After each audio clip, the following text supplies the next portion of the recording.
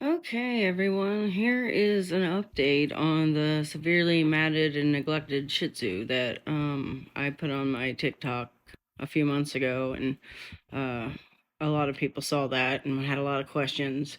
And I had kept them on a really strict 8-week schedule after that appointment to in order to not call animal control. They had to keep their appointments every 8 weeks.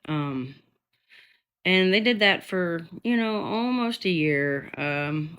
Back in December, they tried to cancel their appointment and not have the dogs groomed again until April. And I said, absolutely not. The dogs are Shih Tzus and they cannot go 5 months without a haircut. That's just, especially Ming, which was the old one. He had an eye infection, an ear infection. His toenails were growing into just pads, as you guys remember. And he was just, he was just in a just horrific condition.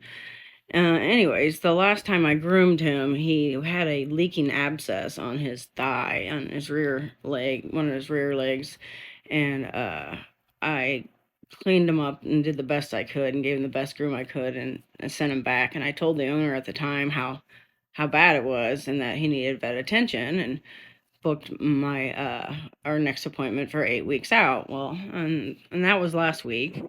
um it was supposed to be on Friday was the appointment, and Sunday I messaged his mother because apparently they're disabled, him and his wife, and the mother was 95 and she lives in another city, but she was the one who actually called me and to begin with because the dog's condition. She went over there and visited him on the weekend, and they were in a kennel and she saw the condition of the dogs and she was just mortified, so she called me and asked me for my help, and she offered to pay for all of the groomings, and I told her I would groom the dogs. I charged quite a bit because they were, as you guys saw, were just in atrocious condition. And she would send me a check since she lived in a different city about a week before and would pay for the grooming up front. And then after I groomed the dogs, I told her that was when I told her that day that they wouldn't be able to I would not call animal control on them if she kept them on an 8-week schedule, because otherwise by law and by, I can't ethically just sit there and let a dog just sit there for 6 months and rot, knowing that. So they kept. So fast forward to Sunday, and I messaged her to remind her that I had an appointment with the dogs this Friday, and that so she could mail me a check. And I always email her because she's elderly, she's 95, and she doesn't text. And I don't call very often because I don't have a lot of extra time to call people. So, anyways, here's the email I sent her. Um, Hi there. I was just touching base with you regarding the dog's appointment next week on Friday. Last time I grew Ming, he had a bloody abscess or something on his rear thigh area. I did let David know about it and recommended vet treatment. If Ming hasn't been to the vet, I am not comfortable grooming him next week. I am happy to assess his condition before I attempt the grooming, but he was very ill last time, so I would like the vet to okay him for prior to my appointment. Please let me know how to proceed.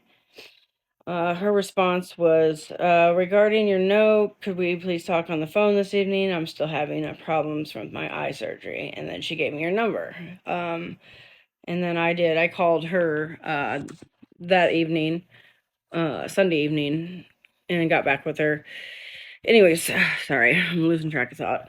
And she said that David didn't feel that the dogs needed vet care and that Ming was too old to take to the vet, and they still be okay with grooming Sassy. And I said, no, I'm not okay with just coming over and grooming one dog and pretending the other dog's not just sitting in the kennel. He's in really bad shape. I said the last time I saw him, he had an infected eye. His ears were infected. His toenails were growing into the pads. He had those cutaneous horns all over his body that needed to be surgically removed. And that I wasn't comfortable grooming him until he saw the vet, and they said that he was too old to go to the vet and they weren't going to take him.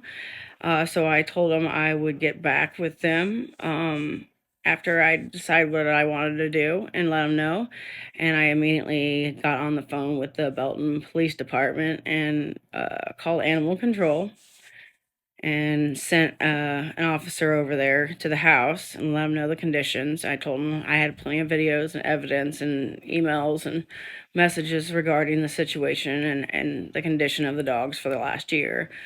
So they sent an officer over there to the house. Well, they called me first and got my story, and then they sent an officer over to their house, and they refused to answer the door. So he won't answer his phone. He won't answer the door. So they went ahead and they just left a note on the door to call.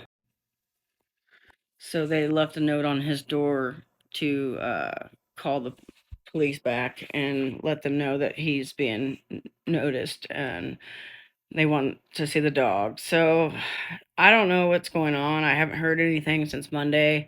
They said they would contact me when they reached out. I gave them his number and the mother's phone number too, and they're not answering their phones.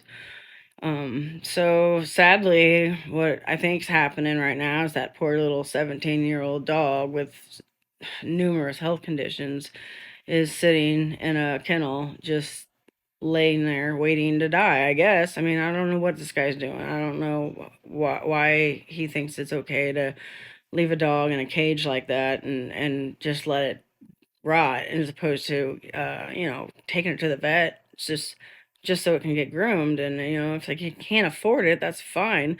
you know give it up to adoption, because I even had an adoption agency on the phone with me after I spoke to the officer, and they were ready to take them in as soon as he surrendered it. And I told the officer that, but they won't surrender the dogs, but they won't get them groomed and they won't take them to the vet.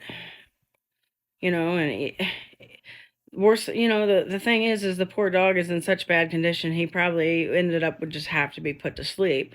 And it's a horrible thing to do, but it's more humane than just letting him suffer and just waiting for him to just pass away. Like he's not okay, and maybe just some antibiotics and just basic hair would be all he needs, and he could maybe live a couple more years. But they won't even open the door to entertain that idea. So I don't know what's going to happen. I don't think that dog is going to have a very good ending, and I swear I hope he does. I really do. And if something good comes out of this, or not good, I'll keep you guys posted and let you know. But I'll go ahead and attach the videos of the original incident so you guys could see what it was like that day for the people that maybe hadn't seen the original videos. So, all right, thanks, guys. Yeah, people have no idea what this shit's like. They think we play with dogs all day.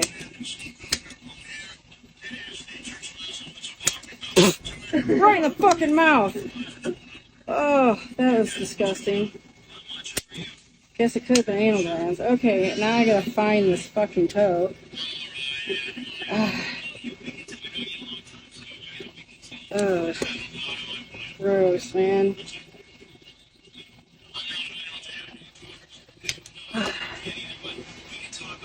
Look at this. Oh my god, I just came out of that. Yep. Oh, it's so slimy and gross, man.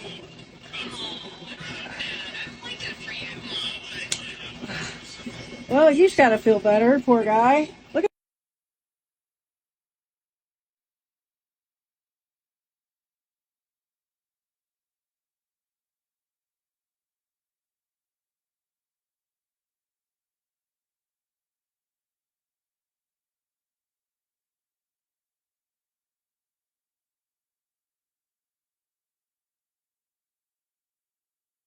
I can. If you're lucky, I can get it done myself. Could have been taken to a vet.